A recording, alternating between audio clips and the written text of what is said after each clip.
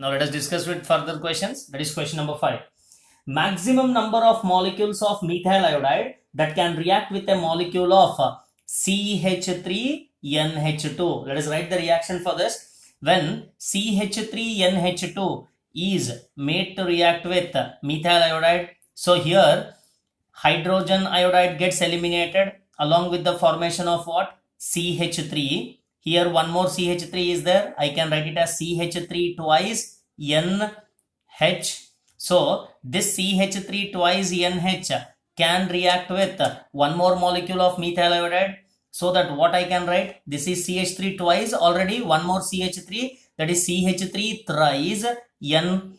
This CH3 thrice N, since nitrogen has one set of lone pair, it can react with one more molecule of methyl iodide. That will give rise to CH3 4 times N plus I minus, which is nothing but a quaternary ammonium salt. So how many molecules of CH3I is involved? This is one molecule, this is two molecule, and this is the third molecule. Hence, the correct option for the given question is option A, which is given with 3 moles. Next one, question number 6. Amines behaves as. So since we know that the general formula for an amine is given by what? RNH2. Since nitrogen has one set of lone pair that can be easily donated, hence these amines will act as Levy's bases, which is given by the option D. Next one, question number 7. Arrange the following in the increasing order of their basic strengths. So here it has been given as CH3NH2, CH3 twice NH, the other one is CH3 thrice N and NH3. So let us write the complete structures of all this. So this is first one as usual, CH3NH2. So the second one is nitrogen binded with 2 CH3 groups and 1 N group. Third one is nitrogen is binded with 3 CH3 groups, and the last one is ammonia. So here it consists of which group? Methyl group. We know that methyl group is electron donating group. So when the groups are electron donating, the extra electron density on nitrogen increases due to electron donating methyl groups. So according to this analogy, here more electron donating groups are attached to what? Tertiary amine. So when this tertiary amine has more electron withdrawing groups, because of this bulkier nature, protonation is difficult in case of tertiary amines.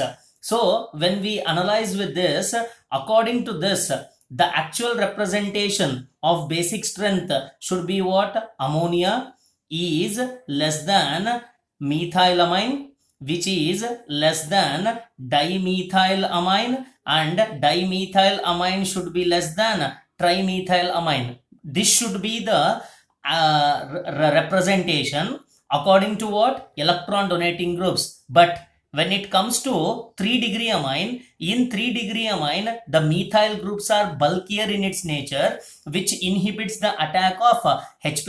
Hence, this sequence is not correct.